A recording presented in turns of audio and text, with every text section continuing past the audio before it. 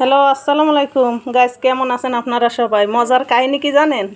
আমার বোনেরই বিয়ে দিছি গাইবান্ধা। সেই জায়গাতে ওর শাশুড়ি চালির গুড়ি, এইটা বুঝছেন, এটা হচ্ছে কাঁঠাল, এটা হচ্ছে খুদ, চেনেন খুদ, চালির খুদ, এটা হচ্ছে সিমাই, এটা হচ্ছে চিনি, এটা হচ্ছে চিনি, এই যে চিনি, এই যে পোলাও চাল চিড়ে দেখেন, এই যে একটা চিড়ে, আবার এই যে একরকম চিড়ে বুঝছেন, দুই রকম চিড়ে দিছে, এই যে এক বস্তা মুড়ি, আর এই যে হলো আটা বুঝছেন, আটা দেছে, এটা চালের গুঁড়ি, আর এই যে ভাতের চাল, ডাইল দেছে, গুড় দেছে।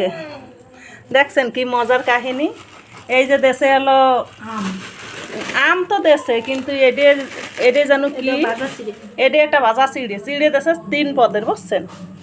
তাহলে দেন কত কিছু দেছে, মানুষ বাপের বাড়িতে নেয় শ্বশুর বাড়ি, আর এই শ্বশুর বাড়িতে আইসে আমাদের বাসায়, তাহলে কত ভালো না বলেন? কেমন হয়েছে সবাই জানাবেন। ওকে, আল্লাহ হাফেজ, বাই বাই।